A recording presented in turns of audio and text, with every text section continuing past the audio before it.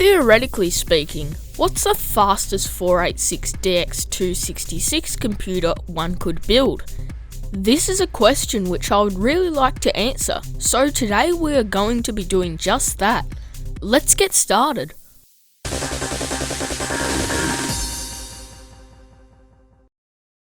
Now, when I say the fastest 486 system, I don't mean just based on personal opinion. I've actually dug through a bunch of benchmarks online with various 486 hardware, but the general consensus is that this configuration right here is the fastest. However, there's one limitation I've imposed, and we'll get to that a little bit later. But for now, let's just have a look at all the parts I've chosen. Let's start with the motherboard, which is an Asus VL 486 SV2GX4. That's a mouthful. Now, the reason I've gone with this motherboard is for a couple of reasons.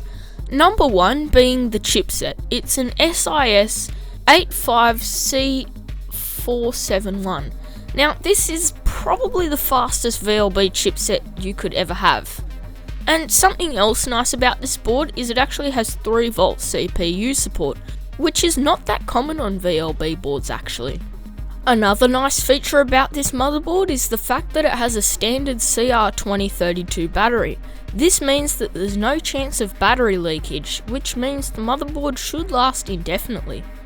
Now, another really nice feature about this board is it actually has a PS2 header, so you can plug in a PS2 bracket as shown here, and then you have native PS2. Now, this may not seem like a big deal, but if you've ever tried to get a serial mouse working in MS-DOS, you will love having a PS2 port, let me tell you. Next up, we also have SIMM memory slots. Now, this is a huge advantage over 30-pin memory, as it's a lot faster and it's generally regarded as being a lot better, and you have a lot more choices in terms of what RAM you can use on a system like this. You can use FPM, EDO, the list goes on. Then we also have a lovely ZIF socket here. It's a socket 3. So that's really nice because on some motherboards you have to physically push the CPU in, so this is great. And there's our voltage regulators to give it 3V CPU support. And just get a look at that huge jumper bank there, which controls all the CPU types you can use. But yeah, overall this motherboard is a great choice, so let's take a look at the CPU next. For that, I've gone with an Intel 486DX266 Overdrive CPU, running at 3V. Now, at first glance, it may not seem like a good idea to go with the 66MHz CPU, when this motherboard can actually do 586 CPUs if you really wanted to. But the thing is, with a VLB system, when you start to go beyond 66MHz, it really doesn't make sense to be using VLB at that point. You're better off with something like a PCI board, and putting a 100MHz CPU in a VLB system just feels kind of wrong. So 66MHz it is. Next up we have the video card, which is the fastest VLB one ever produced, an ARK Legend ARK1000PV card. Now, this is like really fast. It's faster than S3, TEAC Labs, all of that. And it actually had bad RAM when I originally got it, so I replaced it with some faster memory. And it has a total of 1MB now, which is just really overkill for a VLB card, really. But yeah, this video card is really decent and it should go really nicely in this system and not bottleneck anything at all. Next up we have the RAM, which is a total of 32MB of, I'm pretty sure this is EDO RAM, but I'm not entirely sure, it could be FPM too.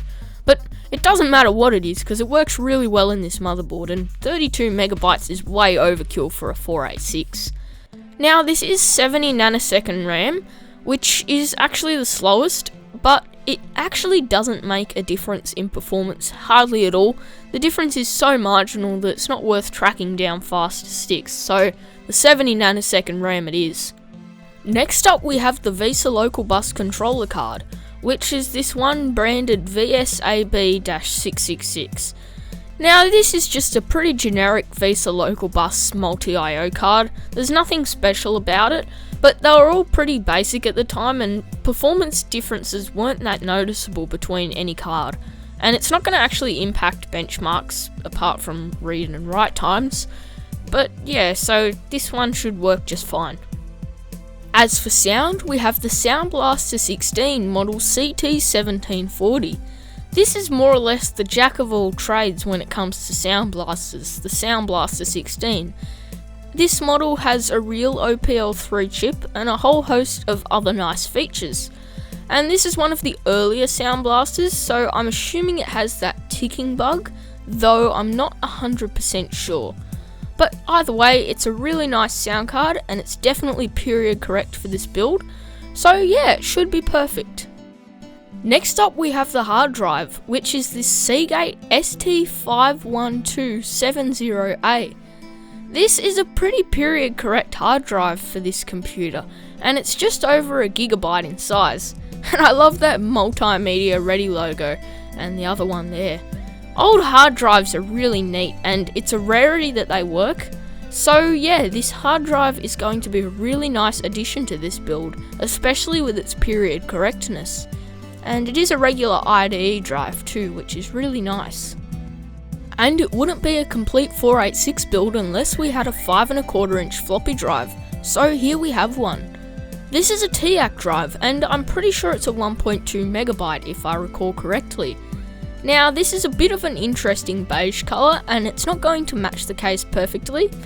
However, the case does have some grey accents which match the drive rather nicely, so it should all tie together in the end. And speaking of the case, here it is.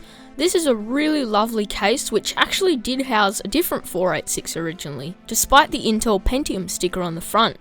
And that's what I was talking about, the grey accents, how it'll match the floppy drive. It's got a turbo button and everything looks really nice and it's in great condition. So yeah, this case will be perfect. Now it's time to actually start building the computer. So the first thing we need to do is actually install the CPU. And with this SIF socket, it's actually rather easy. We just pull the retention arm back and grab our DX266, making sure it's oriented in the correct direction, and then we push the retention arm down. And there we go, CPU installed. It's always a good idea to put as many components as you can on the motherboard before installing it into the case, so that way it's easier because it's tight to work with in the case. So I'll install the 32 megabytes of memory here next. So now we need to go ahead and turn the case around, and I must say this is a really heavy one, so it must be constructed really well, and then we can just take the lid off rather easily here. Now we need to unscrew the motherboard tray so we can install the motherboard onto it. This isn't necessary, but I always like doing it since it makes it much easier to install. So yeah, we just need to unscrew these two screws, and then it should come out relatively easy. Okay, now this is where it gets a little bit tricky. Basically, we need to figure out where we want to put all our standoffs and screw mounts for the motherboard, so that way it will stay in place and won't move around. Now the priority obviously is to make sure the slots stay in place when you either put a card in or pull a card out. But it's rather difficult to brace the Vesa slots on this motherboard since there's a huge gap where you would support it. However, here I'm trying to line up some standoffs in the places where I can to make it count. Okay, so after a bit of experimentation, I've determined that this is how we need to line up the standoffs to make it work correctly. So now in theory we should just be able to place the motherboard and line it up very carefully, and eventually we should just be able to slot it on and then push it down. And there we go, the motherboard's installed onto the tray perfectly. As I mentioned earlier, it's always easier to do things outside of the case where possible, and this Asus motherboard, despite having really good labelling for where all the front I/O needs to go, I'm still going to just do it out of the case here since it is way easier to see. There's a couple of crucial things which really do need to be plugged in. You can't just get away with plugging no front I/O in. For example, the turbo, that's really important, since that way the motherboard can run at either full speed or slow speed. Also the key lock is important because sometimes boards won't start unless it's jumped, so yeah, but it's always good to just install the I/O and not get lazy with it, so that's what I always do. And there we go, all of our I/O is properly installed now. And I have left the hard drive indicator not plugged in since it needs to go to our Vesa local bus controller card. Alrighty, with all that taken care of, now it's time to reinstall the motherboard tray into the computer case, and this time with a motherboard, so yeah, this build's really coming together now, which is awesome. Then all we need to do is just install the 2 screws again, and once that's done, our motherboard is officially installed. Doesn't this just look so nice? And now we need to plug in the motherboard's AT power connectors.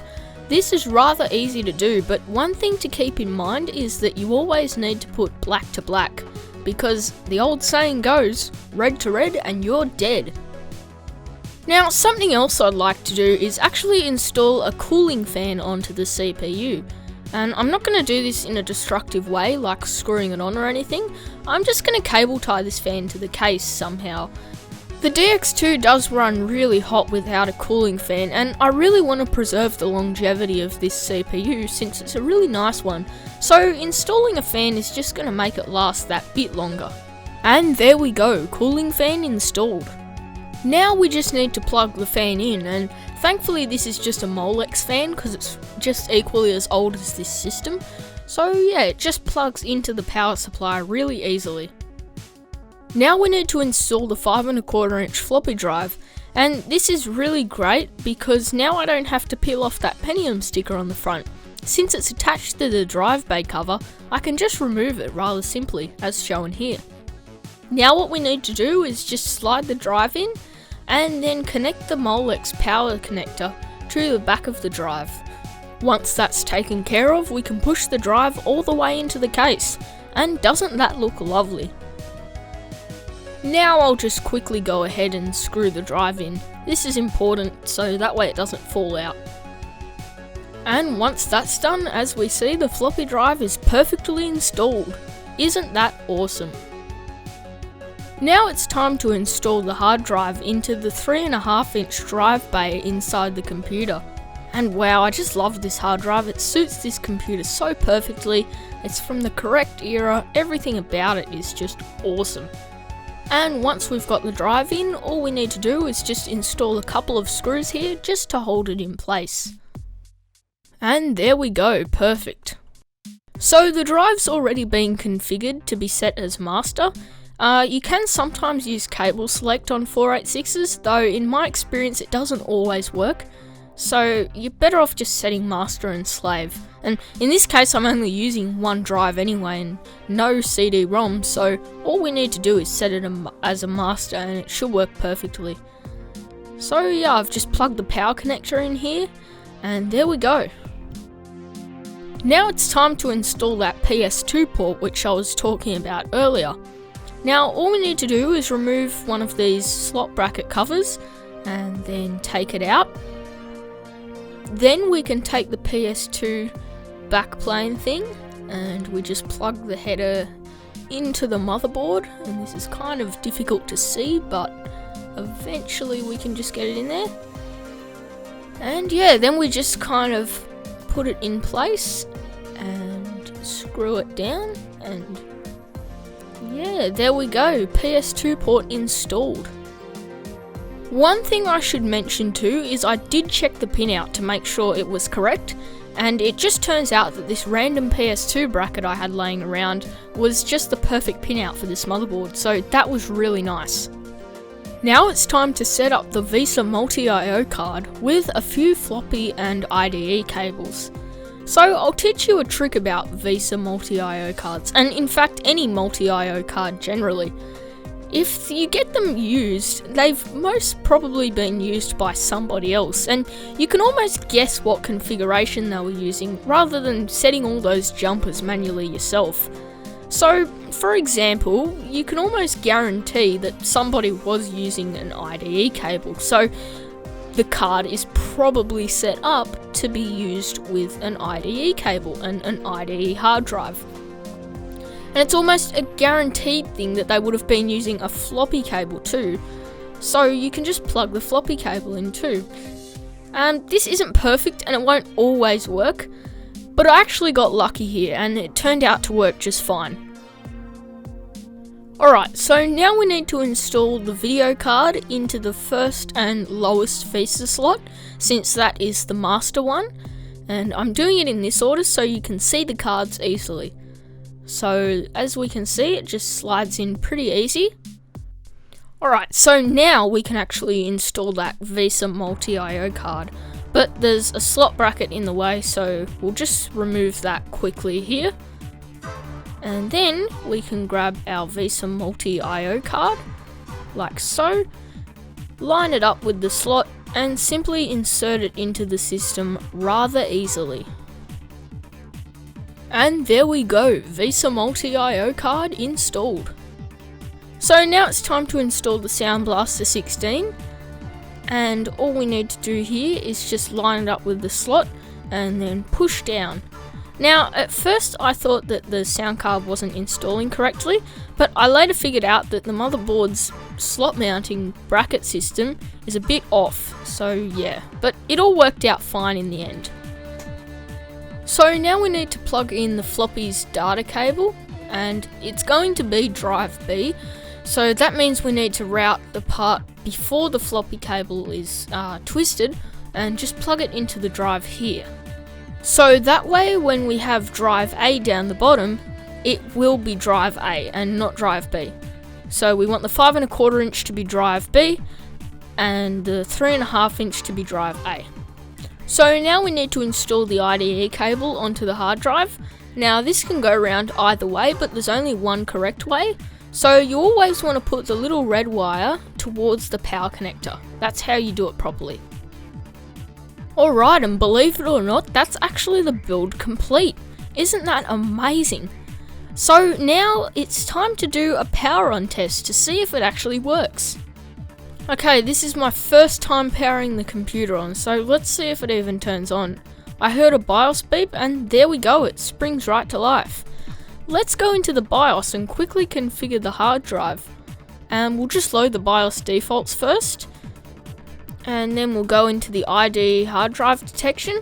Now I actually used a different drive here because the Seagate one was giving me some issues in the beginning, but I got it working later. And then I'll set the floppy drives to be the correct types. And everything else looks pretty good.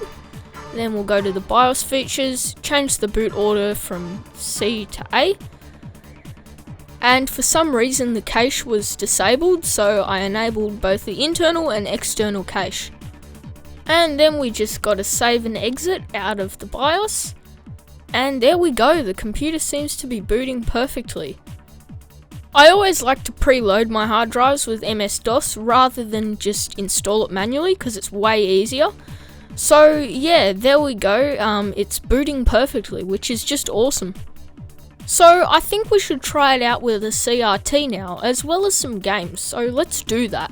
However, if games aren't your thing, skip to 21 minutes and 14 seconds to see some benchmarks.